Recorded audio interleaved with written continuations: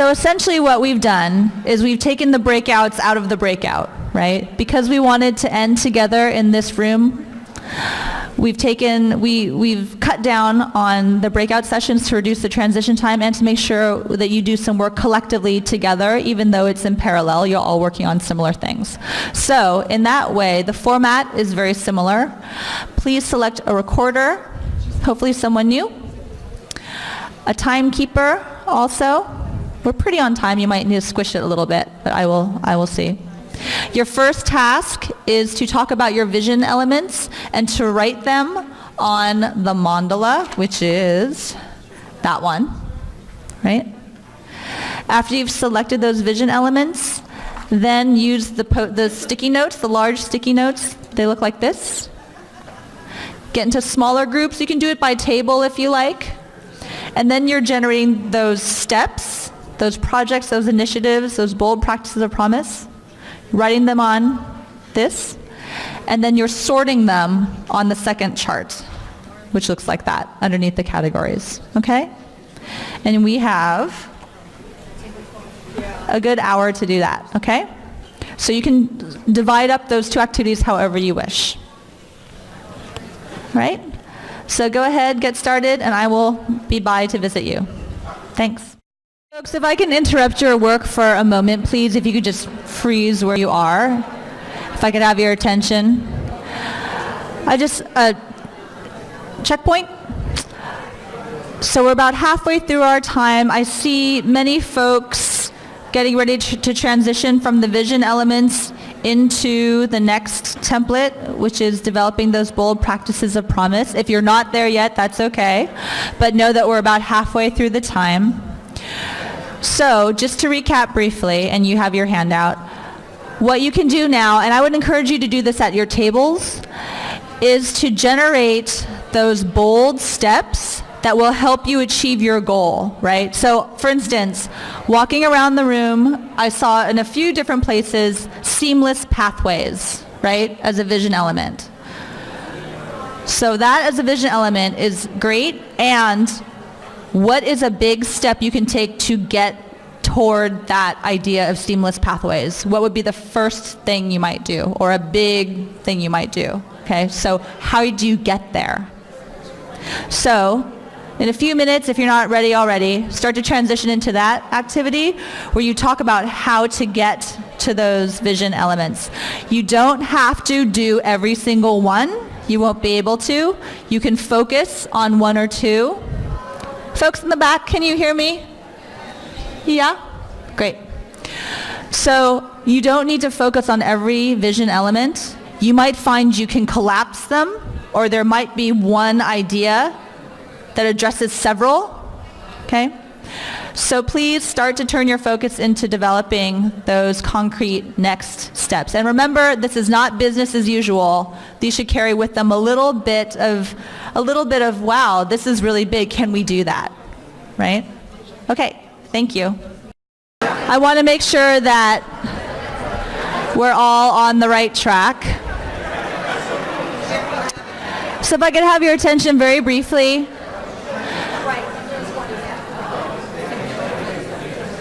When we broke into these groups, your charge was to capture these vision elements and then develop these bold practices of promise, or projects or initiatives that would lead you to your vision elements.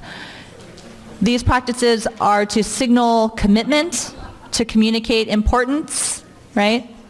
And they should not be necessarily business as usual or things you would be doing anyway. They should carry with them a little bit of anxiety even, like, wow, is this something we can do? And it should be, what you should have on your board right now in the 4-column chart are items that are markedly different than what you have been working with so far. So take a look to see if that's the case. And then another point to consider is, if you were to bring these two charts back to your communities and back to your folks and share this with them, would this be something that would really enliven the people that you work with? Would this be something that would compel people to take that step and to enact some change? So just two things to consider as we finish out this section. We have about a little less than 15 minutes, and then we'll go through a report out, and then we will close our afternoon. Okay? Thanks. So I'd like you all to start thinking about your report outs, and this will be the last activity of the day. Folks in the back. Shh. Thank you. So folks who are standing, if you could find a seat, please, so we can start to move into our report outs. Thank you for your participation in that. I know that sometimes being asked to step into that space can be difficult.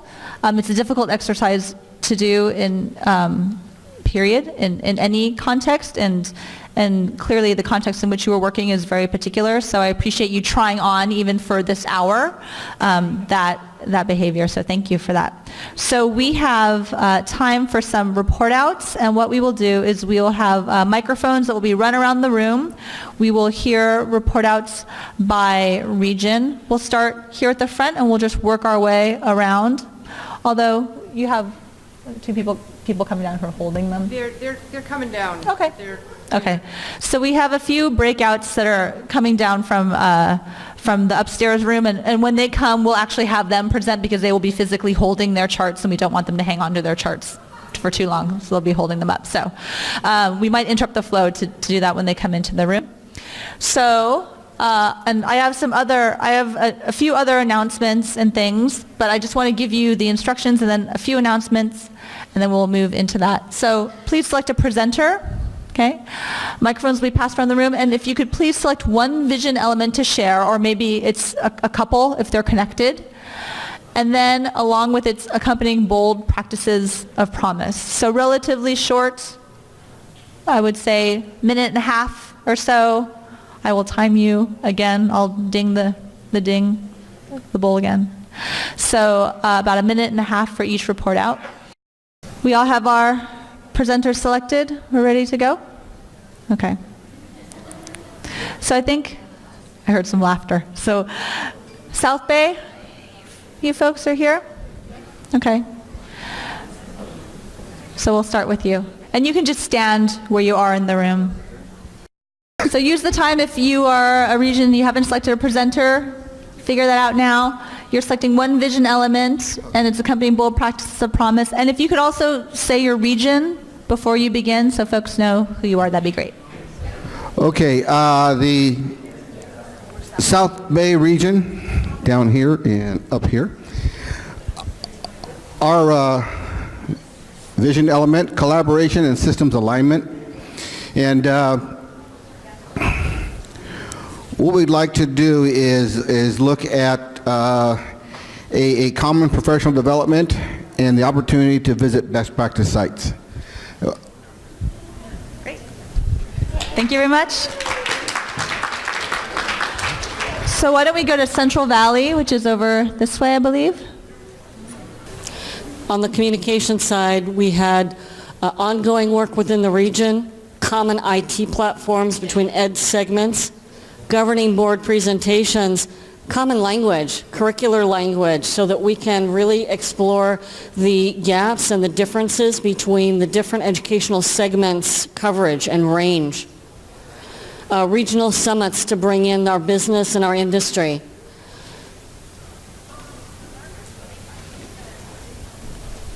Both communication and collaboration is really a shared venture, and it really needs to involve everyone. And it was also recognized here as well in the funding that supports and requires collaboration, both carrot and stick, shared counseling between educational segments, articulation agreements, blended, quality blended learning instruction, intersegmental professional development, having employers at the table, CTE training for regional employment, and dual enrollment related to the WIOA. On assessment, we've got aligned assessments a couple of times here. This one says common assessment between all three segments, and needs assessments, both students and employers. On the accountability side, it was mentioned the common state student ID and transcript, as well as the use of CalPass Plus, again, to get that notion of intersegmental data all the way through the various educational segments through to employment. And finally, student outcomes and fiscal integrity. Thank you. Okay, thank you very much. So next, let's hear from the breakout rooms that just came down from the second floor, and we can help you unroll and hold up your work. So why don't you come over here? And a reminder that we're sharing one vision element. I know that groups have several, so one vision element and its accompanying bold practices, okay? Our group came up with a unifying theme to sort of organize our thoughts, and that was about the regional consortium building bridges together for students, that there's more power if we work together as a region than if we work simply locally, and that we also get a higher vision and we get more buy-in and we can collaborate and do all these wonderful things for our students. So we decided to put that in the middle, and that was our unifying theme. Okay, and in our bold practices of promise, we came up with, for communication, the idea of having a regional webpage in addition to our local ones, having face-to-face meetings as a region, and continuing the dialogue with legislation, making sure that we kept that door open and that we kept reporting to them and getting information from them as well throughout the whole process, and transparency with our governing boards, our superintendents, our presidents, and really involving everybody top down into the process. The practice that we were going to focus on in reporting out to you was the idea that we would have the continuing regional viewpoint in our collaboration, that we would elevate from where we walked in the door yesterday as a local consortium, that we would try to elevate and pull back into our groups the idea of regional working, and that would really be bold because it was something we hadn't been doing all along. So that was it. Thank you very much. And that's the coastal region. Okay, next folks who are on deck by the doors. Could you tell us your region as well when you report out? Be great. Thank you. We're here from the far north super region, and as I said yesterday, I will maintain the 5 what? 5 B's. Be brief, brother, be brief. Okay, first of all, in our middle, we took this from Peter Singay Learning Organization. Our most important person is our students or our participants in the program. Secondly, we talked about collaboration. That was one key word in our vision, was collaboration. The far north super region, we consider ourselves a super region after 2 days, where we want to share our resources with each other, maximize our resources, but also what's important that we align all of our systems, K-12, community college, adult school, our businesses, align all of our systems together. And also, this was mentioned this morning in one group I was in, there needs to be student input, or there needs to be an assessment from our students or our customers that we serve of what their needs are. I mean, we talked about a lot of things here, but what are the people who are going to be participants in our program? What are their needs? What do they think their needs are? And also aligned with that, we talked about partnerships, which is very important. But one thing in partnerships, we talked about being inclusive and not exclusive. But one thing that wasn't mentioned a lot, we talked about in our area in the far north, we have a lot of Native American tribes. And basically, we want to include them in our collaboration as we move forward with our projects. And finally, on this side, with our bold practices of collaboration and partnership, economy of scale, which is a K-12 term that I've learned these last 2 days, but also continue as a super region, as a partnership where we all are together, linking our websites and emails where we're constant communication, grant opportunities. We talked about as a super region developing and applying for a TAC grant, finally articulation.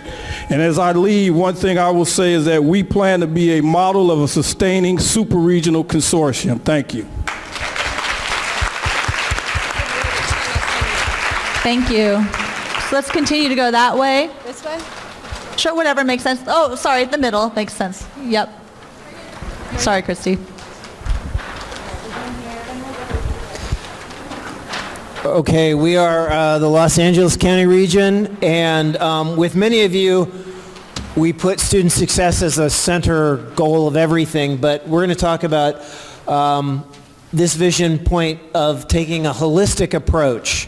And a subtitle for that is, you've got to educate the entire family. The educated parents equals educated students, and we're taking that and expanding it so that in terms of communication, our strategy or our practice is outreach to everybody, taking a multilingual, multimedia, and multi-generational approach, reaching across all of the demographic sectors within our communities served. In terms of the collaborative partnership, the holistic approach means we're establishing linkages with all of the stakeholders, businesses, civic groups, government, agencies, student representatives, parent representatives, PTAs, PTSAs, teachers, thank you. In other words, really approaching everybody as a stakeholder. In terms of assessment, having a broad-based assessment of student skills and achievements that is based upon having assessed what the needs of our communities are. So an assessment based on an assessment. And then in terms of accountability, we're going to stick with looking at employability increase across our region as perhaps the key element. So thank you. Thanks very much. So now I believe we're moving to the middle of the room. Great.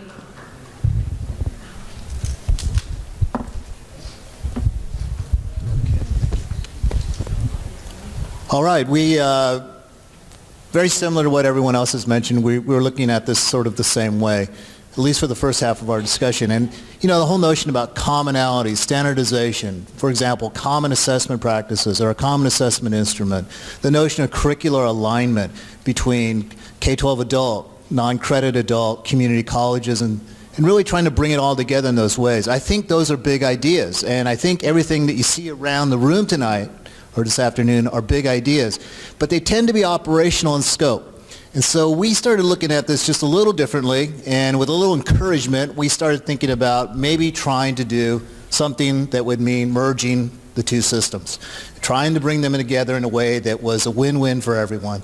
And that could, I think, happen. We did talk about some of the things that would have to occur, ed code changes, for example, but I think, you know, regional communication portals, websites that would be used to communicate the system merger and what that means for students, parents, the community. Shared marketing and branding. We have to come out in a big way, I think, if we're going to make a change of this magnitude. We've got to let the public know what we're about and where we're going, and so these things are needed. Collaboration and partnerships, shared advisory committees, curricular pathways that lead to industry and jobs, shared professional development activities. This body, as well as the regions represented up and down the state, this should be a rather common occurrence in my mind. We should be meeting like this frequently. We need to talk to one another more than we have in the past in order to make the changes that we're proposing. Redefine and rewrite adult educator qualifications. There's been a lot of discussion in the last 2 days about what it means to meet minimum quals as a K-12 adult educator versus a non-credit community college adult educator. Those questions and discussions came up in our group. We saw that as an opportunity to bridge the gap. We need to do something there if we're going to merge the two systems. Clear and concise pathways, all sorts of different types. ESL pathways, CTE pathways, basic skills pathways, whatever. The whole idea, though, was to build these common pathways so students could clearly understand how to get from point A to point B and beyond. And then lastly, accountability. We talked about funding. Big idea here, the idea of really trying to have a single source of funding predicated on something like an ADA or FTES formula. 80% of the funding would be that, in that type of delivery. The remaining 20%, I'm making these numbers up, it could be different, the remaining 20% would be something along the lines of performance-based funding. Equal pay for educators was our last and final idea.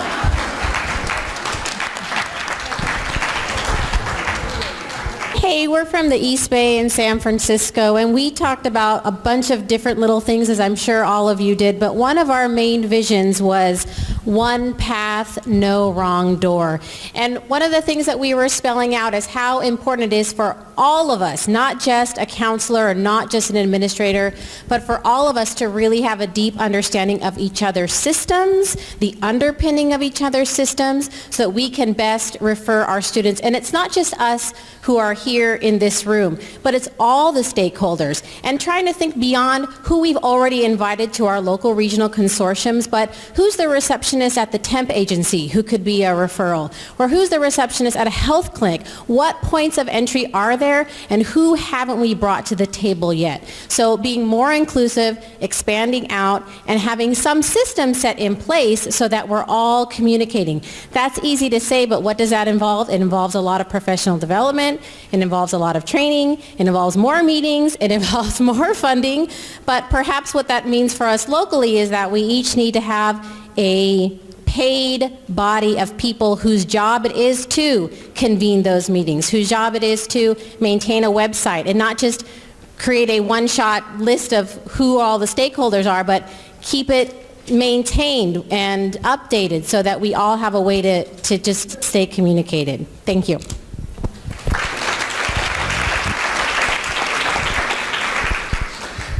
We are the greater Sacramento region, and we were excited about so many vision elements, but I'll just narrow it down. With student success at the center, we talked about systems alignment, and that kind of has implications in each of these different areas of bold practice, but specifically in the area of accountability, some ideas that came up were statewide ways of tracking students with a statewide data system, shared education plans that follow students from entry to exit within our unified systems, using a transparent model for presenting requirements that our programs may have, and really following students, even with K-20 transcripts and common assessment models. Related to that, I wanted to give a moment for Michael to talk about another idea that follows accountability. This is a bad idea. He's giving me permission to go totally renegade on the group. Sometimes when you're thinking about system reform and you're trying to identify a better path forward, a way to do that is to look outside your existing education system. And I was offering to the group the idea that we should have a single-payer health system in California. This is not a political speech. We should have a single-payer health system, and we should have a single-user learning system, a universal learning system where funding follows the individual, not programs. Transcripts follow the individual in much the same way that we operate and aspire to operate our healthcare system. That would be an overarching framework for what we just talked about in system alignment, what these guys talked about in integration, what the middle group here talked about as well. So.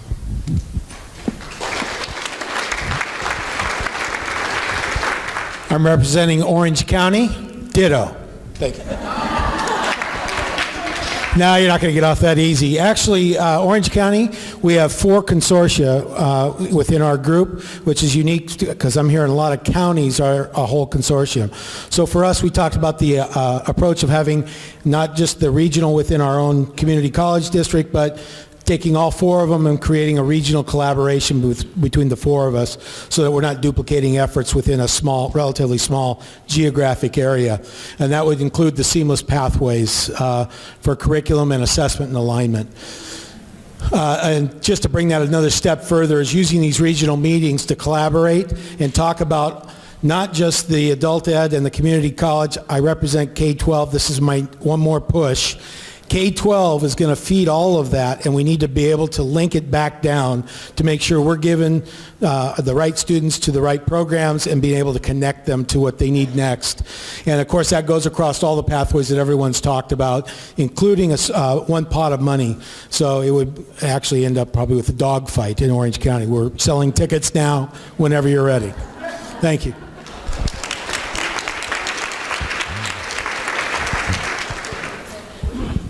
This is a difficult thing to do because we pretty much could say ditto to what everybody else has said.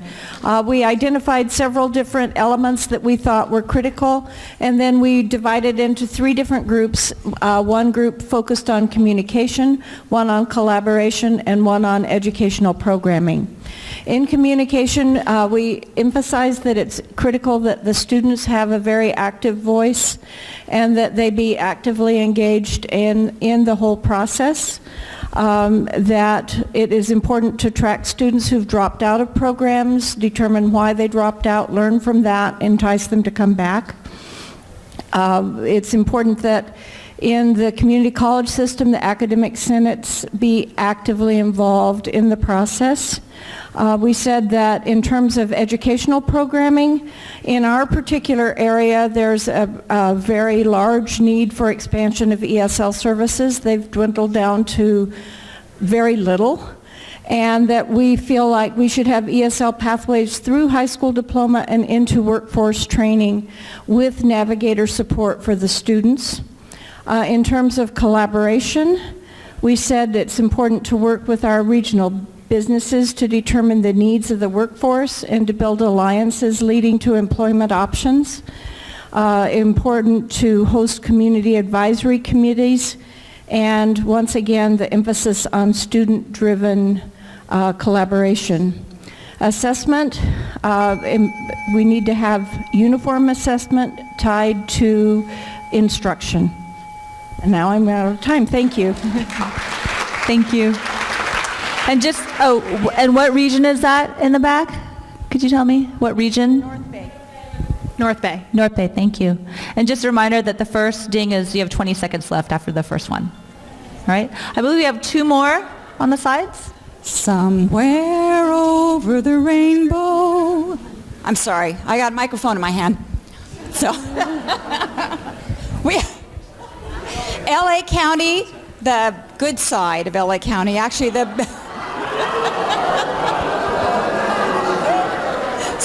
sorry fellow LA County folks. All right, the second half of LA County, the adult learners with diverse needs are our focus. We looked at a lot of different seamless pathways. Much of it has already been said. Support services integrated and sustained. We needed a united political advocacy.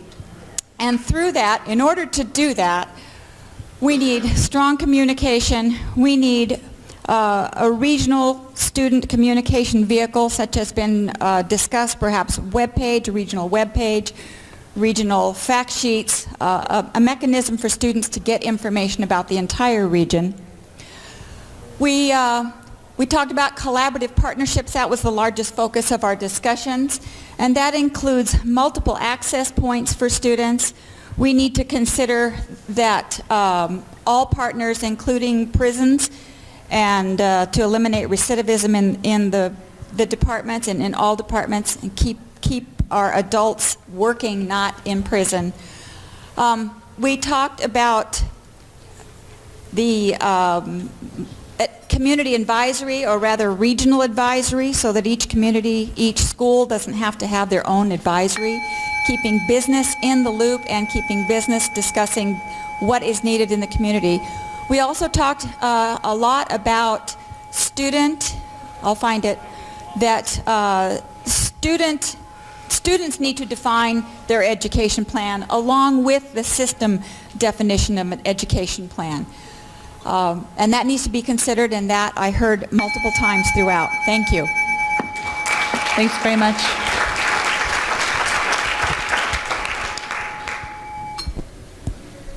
And I think Inland Empire? Yes, we are the Inland Empire. Riverside and San Bernardino County composes much of our programs, and I've used this once before and I'll use it again. I'm not nervous, it's just hard to hold your stomach in while you're talking on the microphone. We felt we were student-centered in what we're doing, and we kind of used an accountability umbrella over all of our vision statements because we felt that was important, and that's what's being asked of us. From a communication standpoint, we talked about a regional asset map and even going beyond posting things on a website, but really making sure our counselors and our staff, our teachers know what the options and opportunities are and what those pathways are to move beyond whatever program students are involved in. We talked about a common language with our stakeholders, our other adult education providers in the community, including the junior colleges. And we talked about some special enrollment opportunities, pathways, priority enrollment for our qualified students at the junior college was also something that resonated with our group. We talked about data systems being integrated. We talked about, again, those partnerships, and under assessment, contextualized learning, providing some acceleration for students in programs to prepare for the workforce within those programs. We talked about ongoing regional needs assessment and a responsive curriculum, developing those based on readily available data as to what the demands are in the community and what our students are looking for. We talked about accountability, redefining student success, measuring student growth. A tough one is tracking the continuing ed and career advancement. We really don't know if we've got a system in place to do that, although that seems to be something the state and the governor and the legislatures are really looking for. But the other thing that's really challenging is when you think about all the programs we offer, we provide a great deal of opportunity, and that shouldn't be overshadowed by trying to come up with accountability measures. We want to do that, but when you think about all the different programs we offer, ESL, GED, high school diploma, concurrent programs, career tech ed, all of those have combined details within every one of them, and that makes it a challenge. So I think it's important that we mention to those in power that we shouldn't throw the baby out with the bathwater, so to speak. We provide tremendous volume of opportunity, and that shouldn't be a negative, that should be a positive. Thank you very much. Round of applause for all of the groups and all of you. And also a round of applause for all of your work over the past 2 days. Thank you so much. We are about to close, but before we do, some of you might be wondering, oh my goodness, Paula Hansen completely transformed overnight. And she actually did, but into Lori Durnell, who is here today. Lori is our VP of Consulting at the Grove and also a mentor of mine. So Lori has been here today, so thank you, Lori, for that training support. So now I am going to turn it over to Deborah Jones from the Chancellor's Office for some closing remarks. Thank you. Folks, we came together over these last 2 days for 3 reasons. One is to give you an opportunity to network together with your consortia, with your region. Another is so that you can hear from us data, legislation, Chris Benner's talk. One of the most important reasons that we came together today and yesterday was so that we at the state level and within the work group could hear from you. We will take very seriously the work that we've done, the questions that you posed, what you want the Chancellor's Office to know. That will be the foundation for the work that we move ahead. We also have been given the opportunity to rethink, redesign, and recreate a system of educating adults in California. We have an opportunity and we don't want to lose the opportunity. I have several thank yous that I want to very quickly. Grove, thank you for your wonderful facilitation.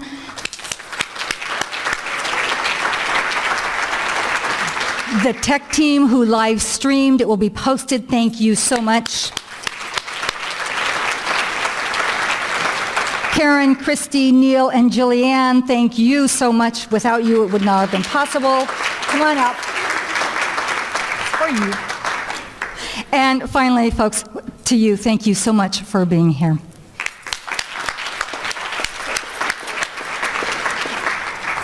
And we are dismissed.